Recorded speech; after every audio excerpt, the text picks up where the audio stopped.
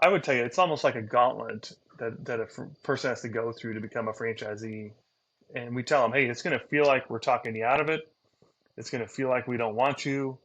But the people that make it through kind of this boot camp gauntlet to become a franchise owner is how we ensure that that customer in Bangkok, Thailand, and Cleveland, Ohio, and Toronto, Canada, that's how we ensure that customer is going to get that experience. And for us, there's really only two qualities that we're looking for in a franchise owner, and they just got to have those two. Everything else can come along with it, but they've got to really eat, live, breathe, embody our core values. And so I shared one: we choose relationships over profit, people over money.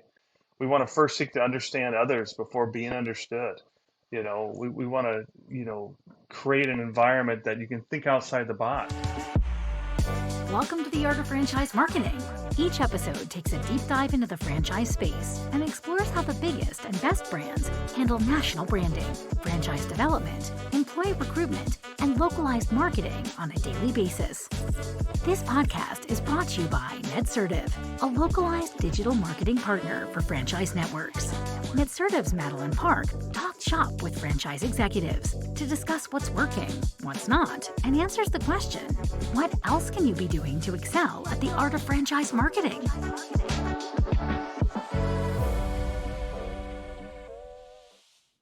Hey everyone, welcome back to the Art of Franchise Marketing. I'm your host, Madeline Zook, and today we have Paul Preston from Aqua-Tots. Paul, thanks for joining us today.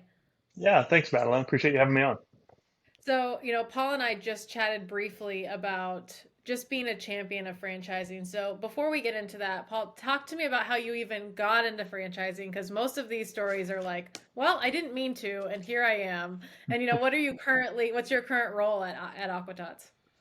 Yeah, probably like you just mentioned, Madeline. We didn't get into franchising on purpose. We got into franchising because we were out here minding our own business. My business partner, my best friend, Ron Ciaro, and I were opened a swim school in 2005, and people started to call us, and they're like, "Hey, we want to open a swim school, and there's no place to learn how to swim in my community." And so we backed into it, and now I serve as the president and the co-founder of Aqua-Tots Swim Schools. We have 141 locations in 14 countries, and feel like we're just kind of getting started too. It's kind of fun. So, you mentioned that you started and backed into it. So what was the draw to opening a swim school? Was it something that you were always passionate about, or was it an industry that you said, I could feel an itch right here, or scratch an itch right here? Yeah, my wife and I, were friends with Ron Ciaro and his wife, and they were doing Aqua-Tots at that point as just a summer seasonal swim lesson business. It was kind of a side hustle, if you will. We were friends. I was looking to get out of a corporate career in golf course management, so Mm-hmm. I was a PJ golf professional, played golf at a very high level, but looked at opening my own business. And Ron and I were friends, and he said, "Hey, man, let's open an indoor year-round school to teach kids to swim." And he was very passionate about it. He's one of the best swim coaches in the world, in my opinion. One of the most passionate, dedicated people that I know. And that we decided to leave this corporate career and just open one location. That was our goal. Open one location out here in sunny Arizona, but do it well. I think that's what defines a lot of people in franchising is Mm-hmm. we want to be excellent, and so that describes us at Aqua-Tots as we've got better things to do than be average. So that was our passion, and then we had small kids at the time too. And my wife was like, "I can't find places to take my kids to learn how to swim. The only options were like YMCA, city park, recs, that kind of stuff." And so we just made the decision that we're gonna serve the community and have a business right in our community. And so that was very important that we live in the community that our first Aqua-Tots was at. We're servicing our friends, our cousins, all the people we grew up with in this little neighborhood. So yeah, it's been fun. And what does the model look like? Because I know a lot of people are kind of unaware that there's different styles of swim schools. There's the ones that you build from the ground up. There's ones that go into existing locations. There's people that just rent out pools. What is the Aqua-Tots model? Yeah, our model, and from the very beginning, we were one of the first swim schools to start this franchising endeavor. But We go into inline retail space, so Hmm. we take up 6 to 8,000 square feet, and we design that experience for those moms. So we're very focused on her mom as our customer, right? You're very much one of our customers, Madeline. So Here I we'd am. love to have you. Yeah. And so we think through the experience that mom has. You know, it smells good, looks good, feels good. And then it ultimately, we give that mom the peace of mind that, her kids are going to be safe in the water. And so, yeah, we don't rent pools. We come in and custom design our own facilities, and every one of our facilities is branded and designed just for mom in mind and her kids. And I'm going to ask the question that we get asked a lot when we talk about kind of these bigger brick and mortar is one, what does your kind of startup investment look like if you wanted to open one?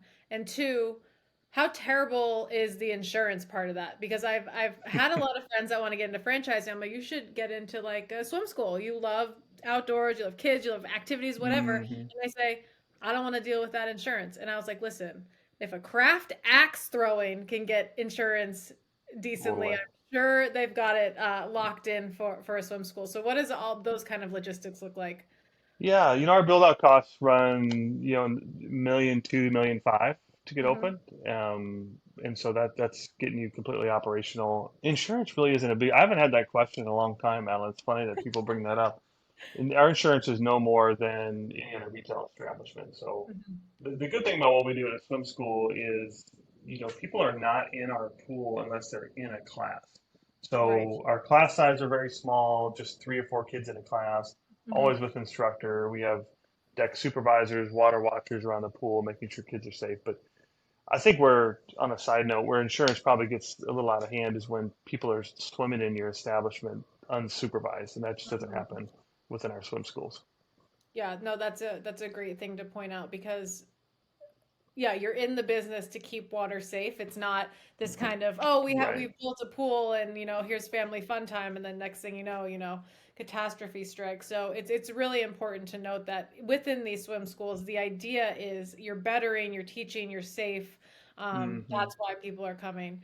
And I want to expand a little bit more on that mom feeling because I think a lot of times when people build their brand, they build it with their end customer in mind, meaning they're thinking of the dogs. What do the Mm. dogs want for a doggy daycare? And for swim schools, a lot of times I think people think, okay, well, what's going to benefit the kids? What do the kids want? But the truth is, and you guys have clearly cracked that code is what does mom want? What does that parent Yeah. want? Because I took my kids before we went to Aqua-Tots to YMCA.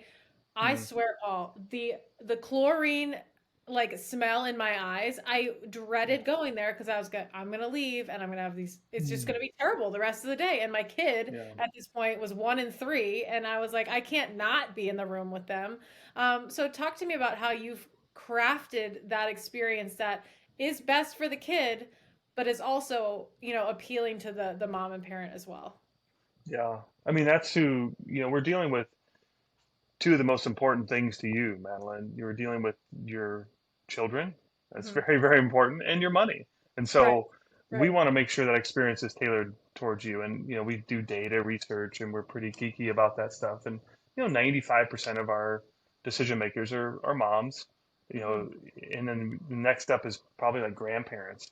And so we do tailor not for kind of a bad purpose, but for a good purpose. We want mom to have really like a 30 to 45 minute little mini vacation when she's in our facility. So the chairs are comfortable.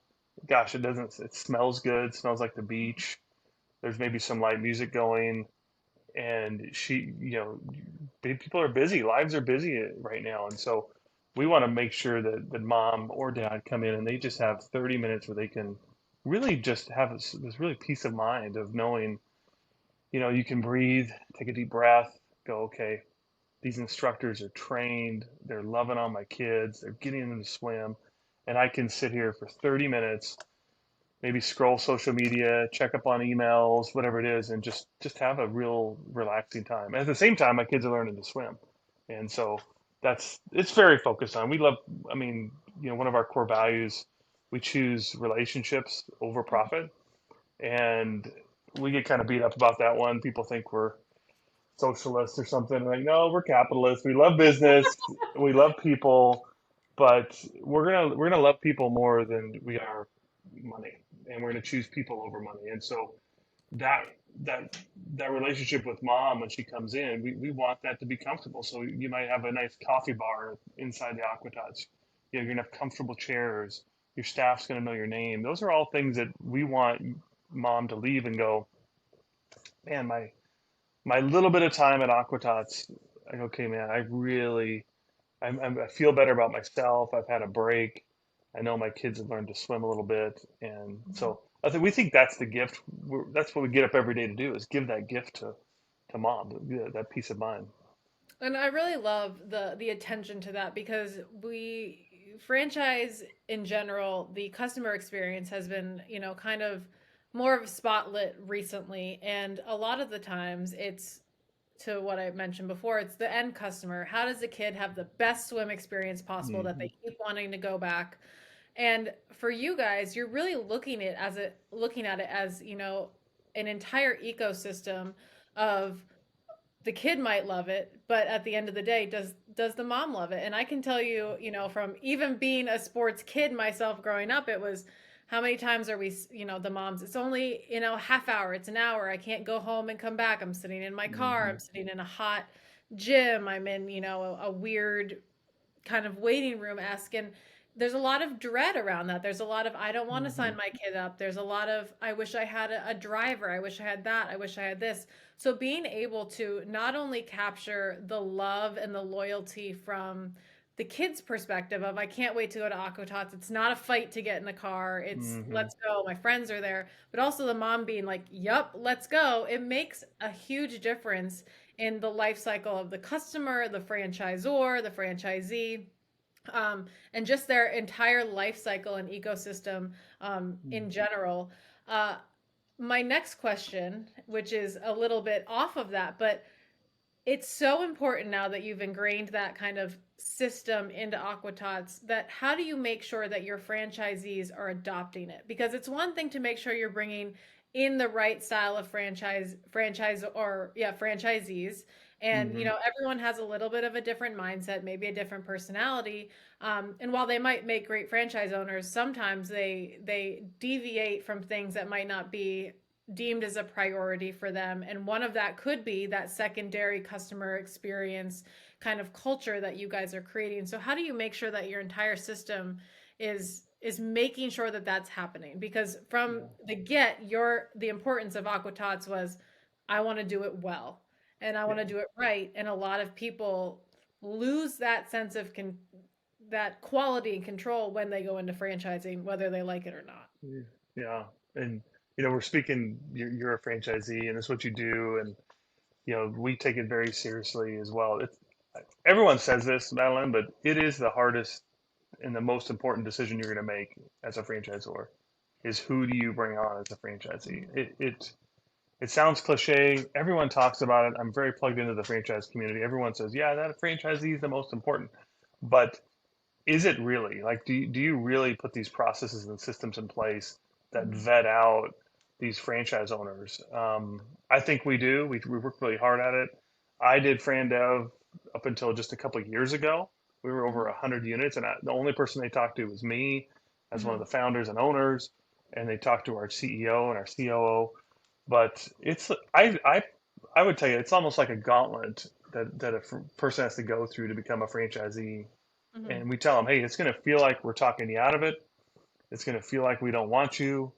But the people that make it through kind of this boot camp gauntlet to Mhm. become a franchise owner is how we ensure that that customer in Bangkok, Thailand, and Cleveland, Ohio, and Toronto, Canada, that's how we ensure that customer is going to get that experience. And for us, there's really only two qualities that we're looking for in a franchise owner, Mhm. and they just got to have those two. Everything else can come along with it, but they've got to really eat, live, breathe, embody our core values. And so I shared one. We choose relationships over profit, people over money.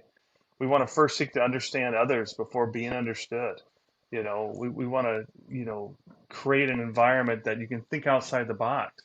And so those are just a few of our core values, but I'm constantly, and our franchise owners are like, yeah, Paul just kept talking to me about our franchise, our core values, and they're real. I just got out of a meeting. We have general managers from around the world training at our corporate headquarters today, and Ron, my business partner, and our CEO, we talked to them about our core values, and Mhm. so we make sure our franchise owners are going to adhere by these, and then we use it as a mechanism of conflict resolution. So like Okay. I don't have litigation going on as a franchisor. I don't looking at my office. I don't have in-house counsel we're making these decisions, and we're resolving our conflict with our franchise owners with our Mhm. core values. And we've agreed to that before they become a franchise owner. We're going to agree. We're going to resolve our conflict that way. And so that's number one. Number two is, are they excellent? Like I said earlier, I don't get up in the morning to be average. You didn't get up in the morning to do the great work you're doing to be average. So Mhm. whether our franchise owners are nuclear engineers or NASA scientists or sportscasters or corporate executives or multi-unit franchise owners, they've shown us that they were excellent in what they've done in their career. So that's what we're looking for. We're not out, you're not going to see a lot of advertisements for Aqua-Tots. You're not going to see us with a lot of sales tools to bring Mhm. in franchise owners. We're meeting our growth strategies. We're bringing in the right people, and it's fun then on the backside of that, Madeline, to actually do business with people that you care to do business with. I mean, my God, life's too short to be miserable in this franchising world. Like, I love my franchise owners. Like, I'm going dove hunting with some franchise owners in a few weeks. And we have a whole group here coming to Arizona, and they're going up into the mountains together for a little corporate retreat with franchise owners. And, Mhm. trust me, we argue, we fight, we yell, we get upset, and then we don't take ourselves very seriously. So at the end of the day, we're like, okay, let's figure this out. We love each other, and Right. we got to figure this out. So that's kind of, I mean, it's easy for me to say that, right? Founder, president. But Mhm. I think if you were to ask our local franchise owner in Philadelphia where you're at, I, I would think they'd tell you the same thing.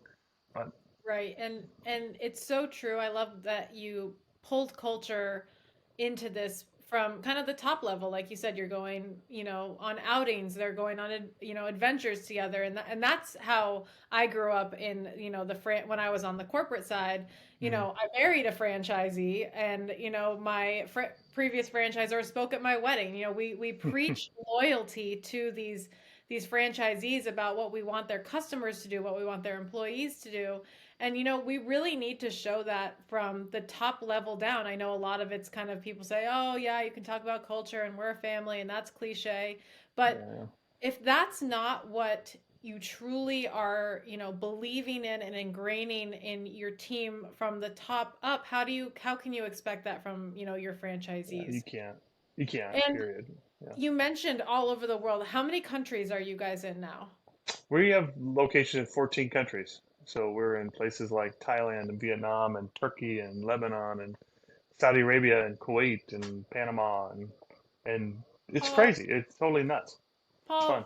Paul, how are you managing this culture kind of like creation across that many languages and countries and literal cultures? What is Mm, that like to manage that? And not to mention the time difference. How are you guys? You're making it look easy, pal, and I yeah. was not expecting you to say 14 countries. Yeah, it was getting anything like the momentum you need to get this rocket ship into orbit, right? The stats that they use that you can equate, like what does it take to get a rocket ship into orbit? That's a Mhm. lot of fuel, right? But once that rocket ship's in orbit, now the slow maneuvering, the small maneuvers are what's going on. So trust me, Ron and I, when we started going international, there was 5 people in this office and Ron and I were 2 of them, and so we were in Kuwait for 3 weeks, and then we were in Mexico for a week, and now we've just slowly been building up this team Mhm. that number one buy into the brand, buy into the culture. We kind of say they have this tattoo, this Aqua-Tots tattoo of their heart that they really want to serve and be part of the community. So um, I'm not traveling nearly as much as I used to, but that's a good thing.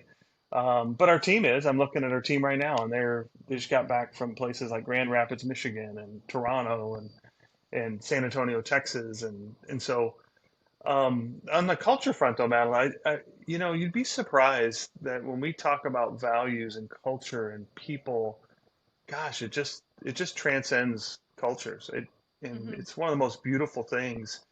I had never left the United States before we opened our first international location in Kuwait City. So it wasn't like I was a world traveler and knew all these cultures and I've learned, and Ron would say the same thing. I've learned so much from these people that we're doing lives with in Kuwait and Oman and Hanoi, Vietnam and Beirut, Lebanon, and the cool thing is people, you know this, your audience knows this, but people are just people, Hmm. in a world that's so divided and we think we're so different. We're like, gosh, we love our kids. People love their kids in Hanoi. They love their kids in Riyadh. They love their kids in Chicago. And Hmm. so that's what we just stay focused on. We're going to love on our parents. We're going to love on our kids. We're going to do great business. We're going to treat people with love and respect and honor. And the core values transcended. You say that, and I'm like, gosh, I never really thought about that. Like, no, our core values transcend wherever we're at, and it's crazy. And so we do, I do keep up those relationships. Like, we have our owners meeting coming up here in just a couple months, and coming out of COVID, I haven't seen some of our international franchise owners, which is really really painful. Like, I just love these people, and I don't get to go see Bader and Mohammed and Twee and Ansa. So it'll be fun. I think we only have two franchise owners who will not be at our international conference here Oh, in a wow. couple months. So, and it's just an owners meeting only, and it's like a big family reunion. The crazy part, just for a couple guys who started teaching swimming, and you get our owners together, and it looks like the UN, like the United Nations are here, and it and and we just keep the main thing, and we're gonna, like I said earlier, we're gonna love families, and we're gonna get kids swimming and have fun and build up teams and culture and things. And so, yeah, it's never, ever would have we asked or imagined that you could walk into a swim school. We just opened up our third location in Saudi Arabia in the town of Dammam, and it looks just like your school in Philadelphia. And kids are screaming and yelling, and moms are getting settled and changing, and it's crazy. It's fun. And I was going to ask you, but you've already answered it. Is what does it take to get started internationally? And aside from the obviously due diligence and just the hustle work, to your point is parents love their kids, and Mm. families love families, and keeping that mission. The message of your marketing may change because Saudi Arabia market is not going to be the same as it is in Pennsylvania, but the mission Yeah. stays the same. And I think that it's great because I always go into these podcasts, I don't like to give a lot of direction because I think people need to tell their story and their brand will tell the story. And I think that that's what this podcast has ultimately come about is what is your mission? Not even what is your why, but what's your mission and how is that going to translate in each segment of your franchise and your operations and your build Hmm. and your expansion plans. And I think that that's really incredible. And we're coming up on time, but I have a couple more questions. Is so what's next for you guys? You're continuing to grow. You don't need the big flashy marketing because you're so focused on, to your point, just now it's the minor degrees of change and optimization to get you there. But what's next? I mean, you're already international. People love you. You're saving lives. You're saving moms. What else do you want to accomplish? You know, that's a good question. Like, it sounds cliche again, but I feel like we're just getting started. It sounds stupid. Everybody says that, but it's like, we're just getting the traction we need with our technology, our systems, I think to come and be part of Aqua-Tots today is the best time you could be part of our brand because we Hmm. have world-class technology, world-class marketing. And so for us, and this is part of my personality, it's why I do what I do. It's slow, steady growth. Hmm. And then getting the next generation involved. That's probably our next big frontier is we have franchise owners like me who have kids that are adult kids or becoming adults, and they want to be part of the business. We have franchise owners who are bringing up their sons and daughters to be franchise owners. And so we have a lot of that going on right now. And so us focus on what's the next generation who's going to take the brand and bring it into the new era, the TikTok era, the Instagram era, X, whatever's next. What are they going to do to help us stay relevant and be part of the community? And those things are important to do, I think. But at the core of it, and you said it, if we just stay focused on the moms and these kids and safety and fun and it, everything else kind of takes care of itself from that point. But for us, the next generation of owners, the next generation of leaders, we're not actively bringing in a lot of new owners. It's maybe just I think our head of development said we'll have about 1,000 inquiries this year. Mhm. Like we want to award about five. It's kind of and all of our franchise owners are multi-unit owners. So we have Mhm. owners with as many as 18 or 20 locations, some with just one or two. And so we're just getting started in the sense that we only have 141 locations.